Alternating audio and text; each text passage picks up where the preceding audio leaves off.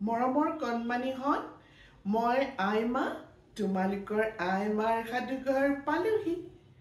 সকলো ভালে আছে চাগে নহয়? স্কুলটো হৈয়ে আছে সকলোৰে, নহয়নে? শুনাচোন, আজি মই এটা খুব ধুনীয়া পাঠ পঢ়িলোঁ।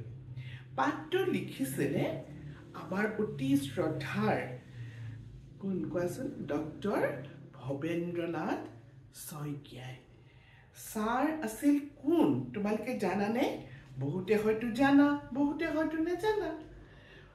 তেখেত এগৰাকী বিদগ্ধ পণ্ডিত আছিলে। তেখেত আছিলে আমাৰ গুৱাহাটী ইউনিভাৰ্চিটিৰ পদাৰ্থ বিজ্ঞানৰ শিক্ষক।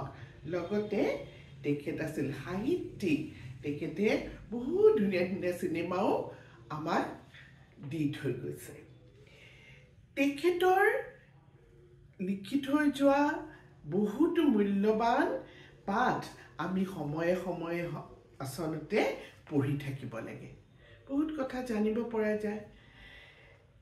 তেখেতৰ এখন কিতাপৰ পৰা মই এটা পাঠ পালোঁ। তাত কি কৈছে জানানে? ছাত্ৰৰ বিষয়ে কৈছে। ছাত্ৰ মানে এই গোটেই পঢ়া শুনা ল'ৰা ছোৱালীবিলাকেই ছাত্ৰ, হয়নে? কিন্তু আমি এই ষ্টুডেণ্টৰ নামত, ছাত্ৰ সন্থাৰ নামত বা ছাত্ৰ সমাজৰ নামত কিছুমান এনে নকৰিবলগীয়া কাম কৰোঁ যে সেয়া গ্ৰহণযোগ্য নহয়। গতিকে ভৱেন্দ্ৰনাথ শইকীয়াৰ এই পাঠটো পঢ়ি তোমালোকে কেনেকুৱা মোক জনাবাচোন। মই পঢ়ি দিছোঁ, তোমালোকে শুনি যোৱা। ছাত্ৰ নামটোৰ সন্মান, পাঠটিৰ নাম দেই। আজি তোমালোকক 15 বছৰমান আগৰ সৰু ঘটনা এটাৰ কথা কওঁ। কথাটো আগতে এবাৰ এঠাইত কৈছিলোঁ, কিন্তু আজি আকৌ ক'বৰ মন গৈছে। গুৱাহাটীৰ কথা। তেতিয়া আবেলি 4মান বাজিছে। মই পাণবজাৰৰ মাজৰ ডাঙৰ বাটটোৰে গৈ আছোঁ। দীঘলী পুখুৰী পোৱাৰ আগতে দেখিলোঁ দূৰত 6-7জনমান ছাত্ৰ কিতাপ পঢ়ি লৈ স্কুলৰ পৰা উভতিছে। এটাইকেইজন বাহুত বাহু লগাই পথালিকৈ শাৰী পাতি গৈ আছে। সেইখিনিত বাটটো বেছ বহল, তথাপি তেওঁলোকৰ কেইজনমান একাষৰীয়া নহ'লে এখন গাড়ী পাৰ হৈ যাব নোৱাৰে। মই বহু দূৰৰ পৰা হৰ্ণ বজালোঁ, এবাৰ দুবাৰ তিনিবাৰ। ল'ৰাকেইজনৰ কোনো একাষৰীয়া নহ'ল। মই তেওঁলোকৰ ওচৰ পাই গাড়ীখন ৰখালোঁ। গাড়ীৰ পৰা নামি তেওঁলোকক মই নম্ৰভাৱে ক'লোঁ, তোমালোক অলপ কাষেৰে গ'লে আনৰ সুবিধা হয়। তেতিয়া এজন ল'ৰাই কি ক'লে জানা? মাতটো মোটা কৰি গম্ভীৰ সুৰেৰে তেওঁ ক'লে, আমি ষ্টুডেণ্ট। মই থতমত খালোঁ। কেইছেকেণ্ডমান টভক মাৰি থাকি তাৰ পাছত ল'ৰাজনক আকৌ নম্ৰভাৱে ক'লোঁ, বাৰু বুজিলোঁ, তোমালোক ষ্টুডেণ্ট। আজি ঘৰলৈ গৈ তোমালোকৰ ঘৰৰ ডাঙৰ মানুহক সুধিবা।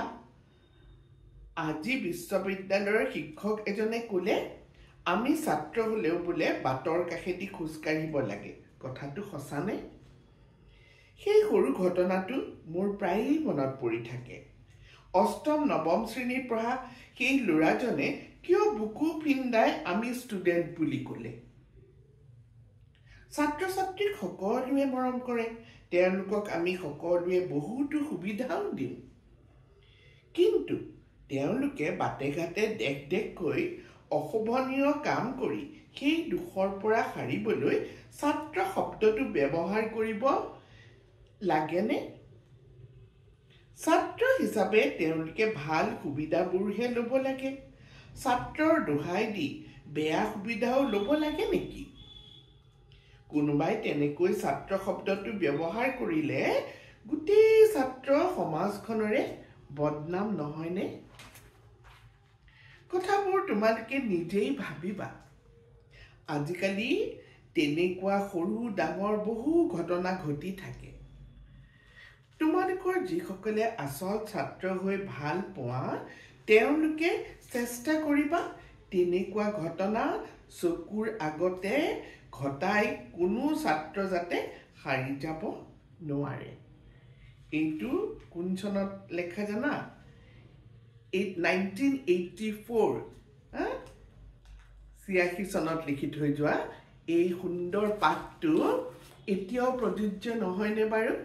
মোৰ মৰমৰ ছাত্ৰ ছাত্ৰীসকল, মোৰ কণ মানিহত সকলোকে কৈছোঁ, ছাত্ৰ শব্দটো ব্যৱহাৰ কৰি অশুভনীয় কাম কৰিলে কোনেও কিন্তু ক্ষমা নকৰে দেই। হয় নহয়? ছাত্ৰক চবেই মৰম কৰে, কিন্তু যি নিয়ম কানুন আছে সেই নিয়ম কানুন ভংগ কৰি গৰ্বেৰে মই ছাত্ৰ বুলি কৈ সেই দুখটো সাৰিব খুজিলে কিন্তু গোটেই ছাত্ৰ সমাজৰে কি হয়? বদনাম হয়। ছাত্ৰ হ'ল বুলি উদ্ভণ্ডালি, ছাত্ৰ হ'ল বুলি ৰাস্তাই ঘাটে বেমেজালি এইবিলাক কোনেও সহ্য নকৰে আৰু এইটো কৰা অনুচিতো।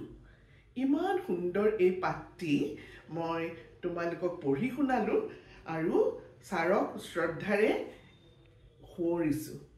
ইমান ধুনীয়া ধুনীয়া কথাবিলাক লিখি থৈ যায় তেওঁ ধুনীয়া ধুনীয়া কিতাপবিলাকত। তোমালোকে এই কিতাপবিলাক পালে পঢ়িবা দেই মইনাহঁত। এতিয়াৰ কাৰণে আই মায়ে বাই বাই বুলি কৈছে। কুশলে থাকা।